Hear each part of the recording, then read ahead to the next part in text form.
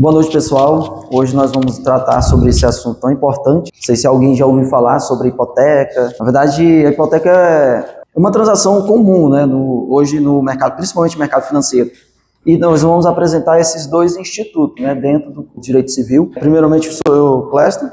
O grupo é composto por Carlos, Gessiane e o João Vitor. Então, é uma parte bem rápida, introdutória, sobre os direitos reais de garantia, que nada mais é que a vinculação de um bem, né, em garantia de um crédito, né? O devedor, quando ele pega um empréstimo, né, com um credor, ele disponibiliza um bem, né, como garantia. E parênteses aqui, é uma das formas de financiamento, né, de empréstimo mais barato, porque você está dando uma garantia real de algo que o credor, no caso de inadimplência, ele pode ir lá e reaver aquele crédito. Então essa, de forma, linguagem simples, né, para a gente trazer o entendimento. E aqui a finalidade, né, desse tipo de garantia é principalmente para trazer segurança, estabilidade. Imagina, eu acho que alguém já ouviu falar sobre a crise, né, que é econômica nos Estados Unidos, que aconteceu também com relação à questão de hipoteca. Lá, né, imagina você, por exemplo, tem uma casa e você começou a utilizar ela como, na época, né, não sei se alguém se lembra desse período, é que você tinha um bem, aí você dava lá a hipoteca, né, para um credor. E aí não tinha um sistema bem amarrado, e a pessoa pegava aquele mesmo bem e começava em vários credores utilizar aquele bem como garantia, e acabou criando um problema financeiro, né? Teve a quebra, ali, acho que em 2008, né, onde teve uns problemas financeiros. E aqui a gente entender, né, como esse instituto é importante, né? Ele traz garantias essenciais, né, a proteção do crédito e promover a estabilidade nas operações financeiras, garantindo segurança jurídica em transações. Vou trazer de uma forma umas características fundamentais, né, sobre os aspectos legais dos direitos reais de garantia. Questão do acessório. O direito real de garantia, ele é acessório, porque ele depende da existência do crédito. Lá no artigo 1419, ele fala o seguinte, é que o bem que está como hipoteca, por exemplo, ele está totalmente vinculado, em caso a dívida, está vinculado a um bem, né? Então, assim, não tem como se desassociar. E aí, a questão da indivisibilidade. Por exemplo, imagina que você entrega, ou você está fazendo uma hipoteca, e a casa lá vale R$200 mil. Você pagou, digamos, 50% desse financiamento, dessa hipoteca. Aí não tem como você dizer assim, não, agora eu vou hipotecar só metade da casa. Ela, na verdade, é indivisível. Enquanto tiver dívida, a hipoteca está vinculada. Então você só consegue se desvincular depois que você quita totalmente a dívida. Então não tem como você fazer essa desassociação em partes, né? E aí, por último, aqui o direito de preferência. No caso, o credor, ele tem direito à preferência. No caso, se você tem dívidas, exceto aquelas questões trabalhistas, né, que ela sempre vai sobrepor aos outros credores. Então, aqui diz, conforme o artigo 1422 do Código Civil, o credor tem garantia, possui preferência, né, no recebimento e assegurando que os seus direitos sejam respeitados em situações de inadimplência. É só ressalvar a questão trabalhistas, né, que eu me referi.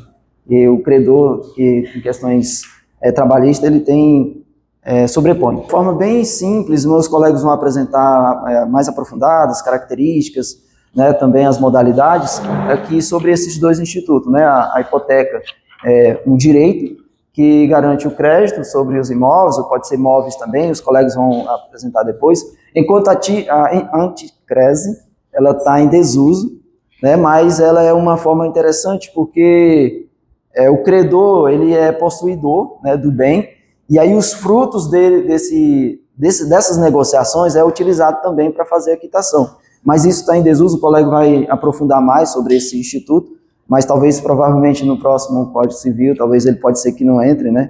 Mas é isso. Eu agora vou passar a minha fala para a colega Gessiane para aprofundar mais sobre o Instituto de Hipoteca. Boa noite, meu nome é Gessiane. A gente vai falar um pouquinho sobre a parte de hipoteca. A hipoteca, como o Clécio já falou, ela é um direito real de garantia que recai sobre bens imóveis. Então, como ele explicou, se você deu um imóvel seu como garantia e ele está hipotecado, mesmo se você conseguir vendê-lo, esse direito, ele continua seguindo o imóvel, né? Então, vendeu, a hipoteca ela continua. O devedor ele mantém a posse do bem, então a pessoa ela tem o direito, né? O credor tem o direito, mas a posse ela é sua. E o credor ele possui o direito de sequela, podendo exigir a venda judicial do bem. Que aí, se você não pagar a dívida, ele pode sim exigir que o bem seja vendido judicialmente. E aí, essas hipóteses elas são previstas nos artigos 1473 a 1505. E o 1473, ele define quais bens podem ser hipotecados. E aí pode ser hipotecados bens móveis, pode ser hipotecado avião, pode ser hipotecado navios, né? Existe toda uma sequência de bens que você pode hipotecar. Ele determina que a hipoteca é indivisível, como o Cleston falou. Então, se você tem um imóvel e você você hipotecou a dívida de 200 mil, você pagou 50 mil, o imóvel seu continua hipotecado integralmente. Não existe a possibilidade de você pedir que seja feita a hipoteca parcial do seu imóvel. Existe também uma regulamentação entre a prioridade de hipotecas. Então, para essa hipoteca ela ter uma validade, você precisa registrá-la no cartório, se tratando de um bem, por exemplo, imóvel. Então, se você deve para 3 bancos e você hipotecou esse imóvel para os 3 bancos, só que o terceiro banco que você fez a dívida foi o primeiro a registrar no cartório. Se por acaso você chegar a dever os 3, o que primeiro tem direito de receber é o que primeiro registrou. Então, mesmo que tenha sido o terceiro contrato que você fez, se ele registrou primeiro, ele é o primeiro na ordem para receber os valores devidos. Também existe sobre a disposição da extinção, que eu acho que tem mais lá na frente. Bom, então a natureza da garantia. Ele recai sobre os imóveis e acessórios considerados bens imóveis. Então, o que são os acessórios? Você hipotecou, por exemplo, um terreno. E aí depois você construiu uma casa sobre esse terreno. Automaticamente essa casa, né, ela entra como acessório desse terreno e ela também automaticamente está hipotecada. Da mesma casa, se você hipotecou uma casa e nessa casa não tinha uma piscina e durante o período de hipoteca você construiu uma piscina, automaticamente essa piscina ela entra como acessório, né, e ela também faz parte da hipoteca. Inclui também benfeitorias, plantações fixas e construções. Então, construção entra muro, piscina, plantação fixa. Tudo aquilo que tem ao redor lá da casa. Então, você tem um pomar lá de maçã, você tem, sei lá, alguns pés de limão. Tudo isso ele está englobado na parte da hipoteca. Aí, como eu havia falado, ele pode incidir também sobre navios e aeronaves e ele permanece vinculado até a quitação da dívida. E aí, as formas e requisitos de constituição. Então, tem que ter um contrato, né? Ou então um título jurídico válido, a identificação completa do imóvel conforme a matrícula. Então, tem que estar exatamente como está falando lá. Aqui em Palmas, por exemplo, geralmente fala unidade autônoma, não sei do que lá. Tem que estar descrito dessa forma.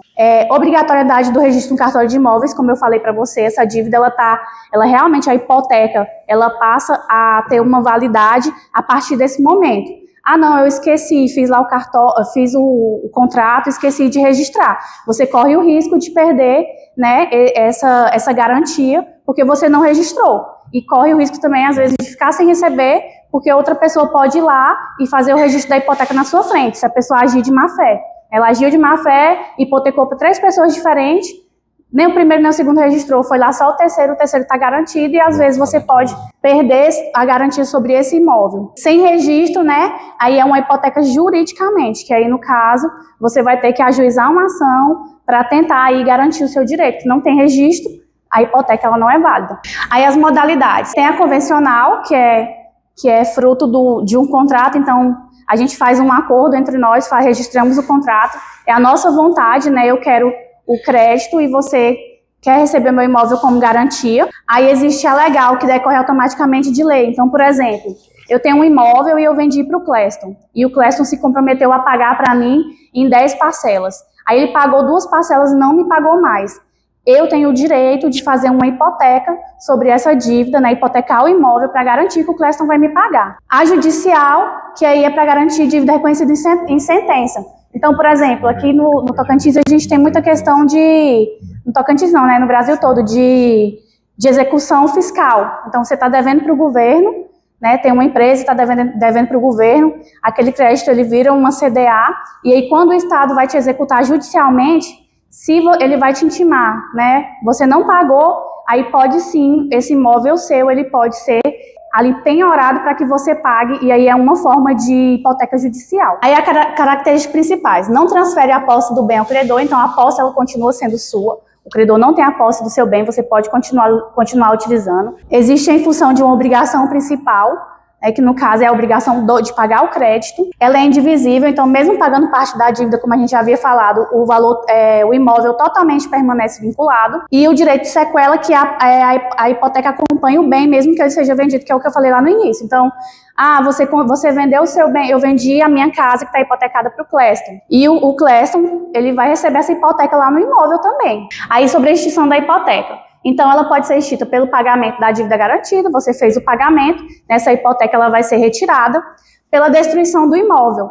Então, como que funciona pela destruição do imóvel? Você hipotecou a casa, né? E aí, por exemplo, a gente teve aqui em Palmas, semana passada, uma oficina mecânica que pegou fogo. Se aquele prédio ali estava hipotecado e a casa como o imóvel foi destruído por um incêndio, né, aí existe também a questão da extinção da hipoteca por causa da destruição do imóvel. E aí a gente tem outros casos, por exemplo, no Paraná, nessa semana que teve aquele ciclone lá, né, tornado, várias casas foram destruídas, então isso também entra na parte de extinção da hipoteca. Por renúncia expressa do credor, então o Cleston é meu credor e ele renuncia, né, por cancelamento do registro e por prescrição ou adjudicação judicial do imóvel. A prescrição, ela é da dívida, ela não é da hipoteca. Então, você tem uma dívida, essa dívida prescreveu, essa hipoteca ela pode ser extinta. Aí, eu entreguei para vocês uma jurisprudência. Nessa primeira parte aí da jurisprudência, que é essa maior, lá no item 6, ele fala o seguinte, são todas jurisprudências aqui do Estado de Tocantins, tá? Que a simples inércia do credor não comprova a prescrição da dívida. O cancelamento do gravame exige prova cabal de extinção do crédito, seja pela prescrição ou pelo pagamento. Aí lá embaixo, na tese de julgamento, depois do item 10, ele fala: a hipoteca somente se extingue com a demonstração inequívoca da extinção da obrigação principal. A mera alegação de prescrição da dívida, desacompanhada de prova cabal, não autoriza o cancelamento do gravame. Então, ainda que você entenda que foi extinto a hipoteca, se você entrar judicialmente, você precisa comprovar, tá, que realmente que prescreveu a dívida ou que você pagou para que você consiga que essa hipoteca deixe de existir. E aí as vantagens e desvantagens. Tem uma maior garantia de satisfação da dívida, porque você está deixando um bem como garantia, né? Então a pessoa ela pode sim exigir que esse imóvel seja vendido, por exemplo, judicialmente, se você não pagar, ela tem essa garantia. Mantém o uso da posse, como a gente já falou. Desvantagem, risco de perda do imóvel caso você não pague a dívida. A execução ela pode ser demorada judicialmente, que aí no caso para o credor, né, que é um pouco chato, que é diferente da alienação, que geralmente a alienação você registra, né, e você consegue fazer isso extrajudicialmente. Então, você, no cartório, consegue às vezes já resolver o problema, então por isso também que a alienação às vezes ela é mais utilizada. E aí o uso atual, ela era muito utilizada em financiamentos habitacionais, foi substituída pela alienação fiduciária, né, porque ela é mais rápida, como eu falei para vocês. Ainda é utilizada em financiamentos rurais, empresariais e garantias contratuais de alto valor. Então, um exemplo prático, uma empresa ela toma um empréstimo bancário para expandir sua sede. Ela oferece o prédio como garantia de pagamento. A empresa continua ocupando e utilizando normalmente. Se ela não pagar, o banco pode requerer a venda, no caso. Aí a outra jurisprudência, antes da gente entrar na parte da anticrase, é a aplicação da súmula 308 do STJ, né? Que aí ele fala que a hipoteca instituída no item 1, tá? Perdão. Que na jurisprudência menorzinha. A hipoteca instituída entre construtor e agente financeiro não tem eficácia contra o adquirente de boa-fé que quitou integralmente a unidade. Aí vem a aplicação da súmula 308 do STJ. O que isso significa? Hoje em dia tem muita questão de, por exemplo, apartamento na planta. Então você compra aquele apartamento ali na planta, o banco, a empresa, a construtora, pega um crédito com o banco, né? E ela coloca toda aquela obra ali, todos os apartamentos como garantia. Né, tá hipotecado tudo aquilo. Só que aí você comprou da construtora de boa fé aquele imóvel. E se por acaso a construtora não pagar a dívida, a construtora ela não pode tomar o seu apartamento, porque você comprou de boa fé. Então ela vai ter que procurar outros meios aí judiciais para garantir a dívida dela, né? E aí pode pegar outros bens da construtora, porque se você comprou de boa fé, você está garantido. E aí eu já havia falado só o que eu anotei aqui para explicar para vocês também, com relação às formas de extinção, né? Então, tem a questão da resolução, que é quando você deixa de ser proprietário do bem. Por exemplo, você comprou o bem, mas esse contrato de compra e venda, ele tinha um vício e ele foi anulado. Então, você deixa de ser bem, então a hipoteca também ela é extinta. A remissão, que é quando há o pagamento E no caso de arrematação judicial, por exemplo, sei lá, você tem uma outra dívida lá, né? E o imóvel foi arrematado. O credor ele precisa ser notificado. Tá? Se ele não for notificado, não tem validade. E é isso. Boa noite, me chamo Carlos Henrique. Vou estar dando continuidade aqui falando a respeito do Anticrese. Inicialmente, como já adiantado anteriormente pelos colegas, a Anticrese também é um direito real de garantia, só que atualmente ela está meio que em desuso, né?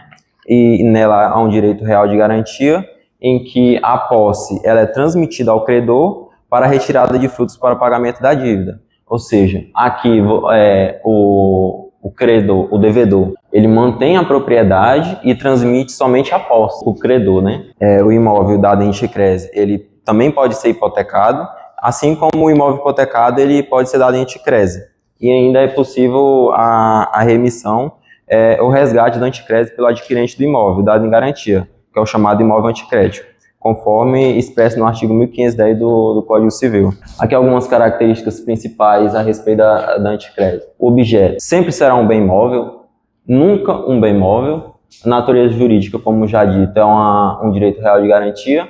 A posse, o credor vai receber ela, né? Os frutos também serão percebidos pelo credor. Formalidade, ela deve ser obrigatoriamente registrada no cartório de registro de imóveis, conforme previsão do artigo 1227 do Código Civil.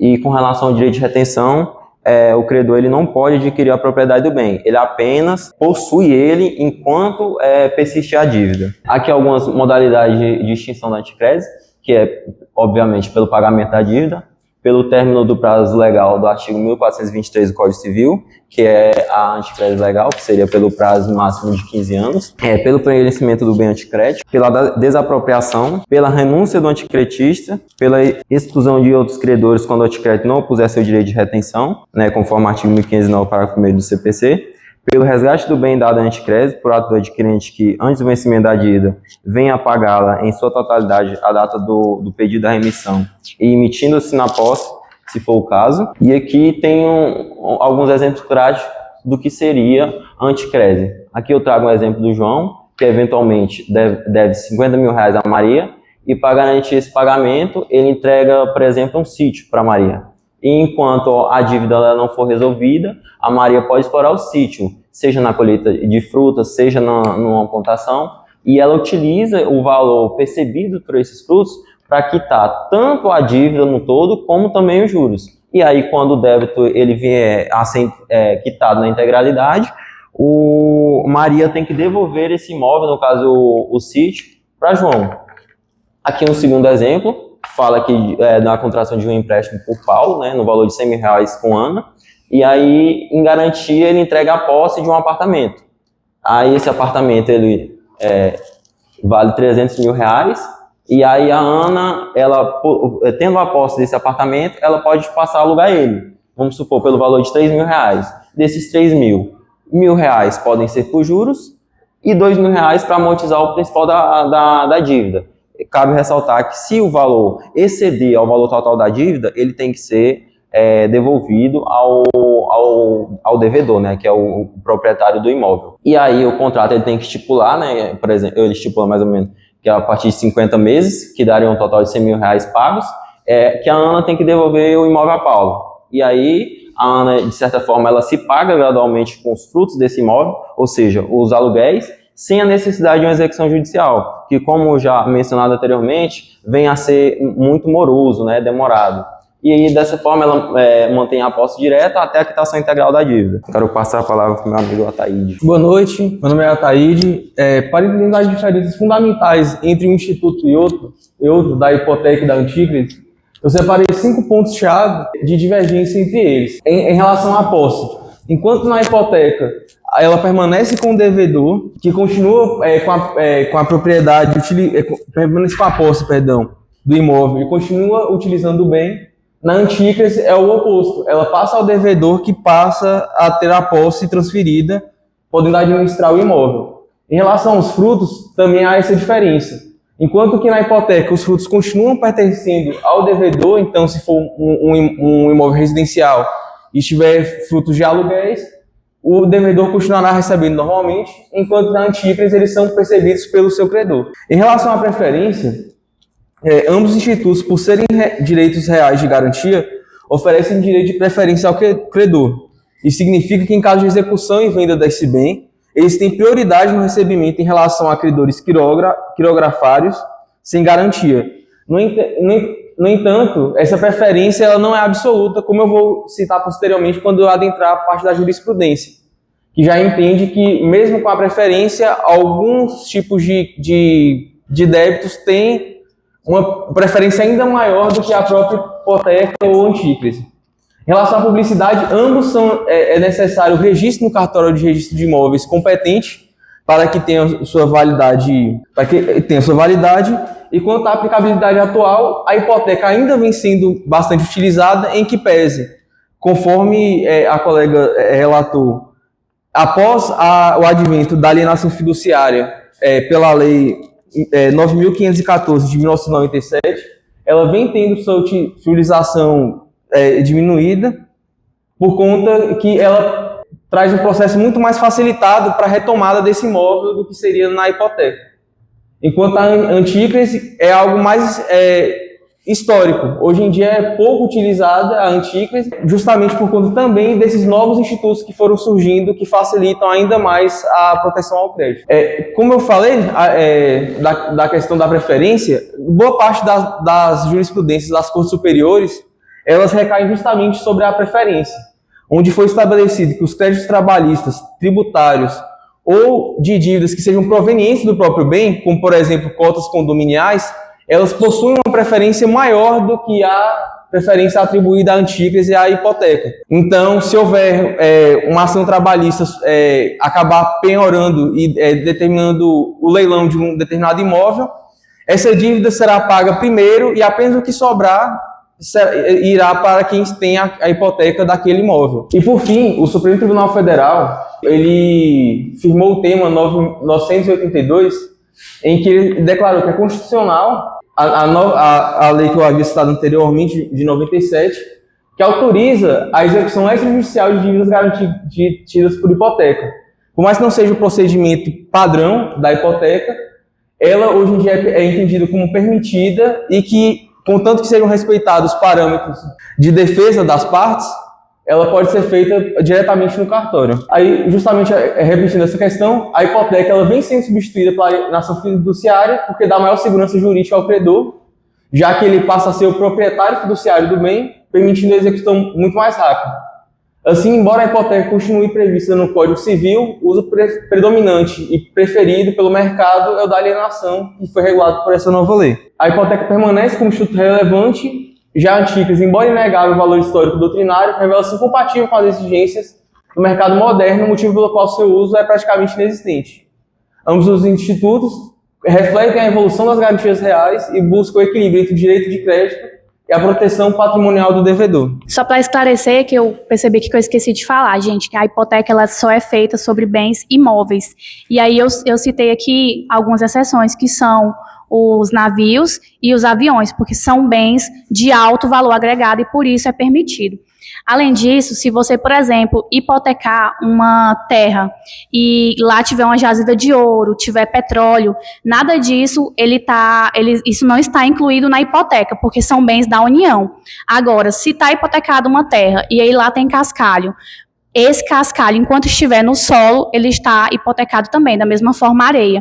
A partir do momento que ele é retirado, ele já não está mais incluso na hipoteca.